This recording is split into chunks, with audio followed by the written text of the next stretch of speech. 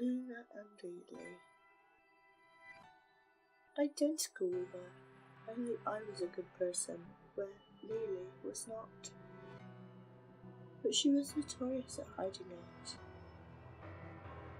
After all, we had the same face. We both shared equal innocence in this way, and even genuine virtue in it, until she changed internally. Who would have suspected anything if they weren't me? If they had not known her every thought like me? She was only 5'3" and had dough brown eyes and an adorable alignment of freckles across her nose, as well as pinched, rosy cheeks. She might have looked 5 the rest of her life, if not for her transition. She was actually a huge copycat. The girl had no autonomy the rest of her life, and always depended on me as if she was my shadow, and sometimes I pitied her for that. Other times I found her a nuisance. She made me the older sister, and I never once liked the idea of that, of having to baby someone. She followed my every move. My friends weren't just my friends, but our friends. If I had a crush on a guy, so did she. If I dyed my hair black like I did in freshman year, so did she. If I wore my red Converse, so did she. Everything I owned it twice. The only time I found this helpful was when I needed her to be my little substitute, playing me for a day if, for instance, there was a test in my worst subject. And boy, did she enjoy subbing me in. She used her time to the fullest, I could tell, savouring every drop of me. I don't know why or when she became so needy, but eventually my parents became worried by it as well. They signed us up for counselling to try and resolve some of those self-reliance issues. I needed for her to be more independent, and she wanted me to be less. She wanted me to love her back.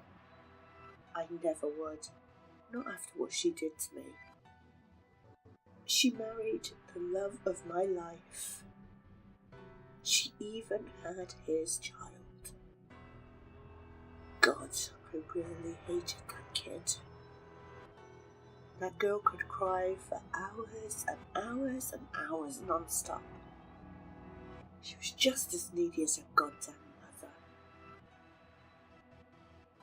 But I still know I would have been a way better mother than my sister Lily, even though I hated kids. Because no matter what, I was not abusive. You see, Lily began having an alcoholism of sorts shortly after her husband passed away. I don't know why she was so affected, because Lord knows, I loved him more than her. They were ruined from the start. Not only did she marry him when she was only 20, but she married him out of spite. Ever since counselling, she could not let go of the fact that it was my way of pushing her away and rejecting her. Sure it was, but since that day I swear she made a vow to herself to take anything and everything I ever wanted. And she succeeded. But that's only because, like I previously stated, she had my beauty in the beginning, before the drinking. But I had the damn grace. She would never be half the woman I am. Lily not only abused herself, but she abused her own kin. It was sickening, especially how she mysteriously had no recollection of doing so. But let me tell you, once a drunk, always a drunk. She never stopped, and it only got worse. Myself and our family tried to step in, but our advances were 3 steps too late. She was already ahead. She killed that baby. And that's when I couldn't take it anymore. I knew what she did, but did she even know? I had enough. Even though God knows kids were never a wish of mine, that was supposed to be my kid. And her husband, mine. That was my life she was fucking up. And I couldn't take it anymore. I made a trip back to my parents' house to discuss our options after I did what I had to do. Luna, my mother breathed, her head in her hands. Let me show you something. I raised my brow at her.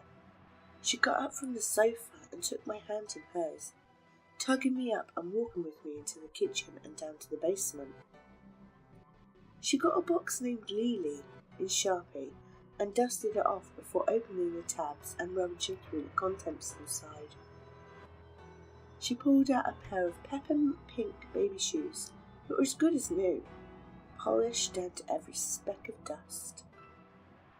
Nothing was making sense to me. Do you remember counselling? She whispered softly, her lips pursed and a sympathetic look on her face. I nodded silently. But honey, do you remember what you spoke to your therapist about? Any of it? Lily, I said, eyeing her, not comprehending where she was going with this. And how you technically never met her? Honey, your twin miscarried in utero. She was never born. That was not the only thing that made my bones timber and rattle. If Lily never existed, who married her husband? Who killed her child?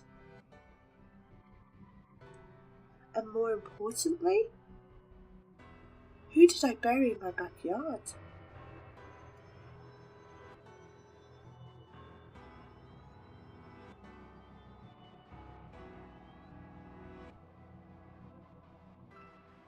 I hope you guys enjoyed my first narration. And until next time, be good. But if you can't be good, be careful.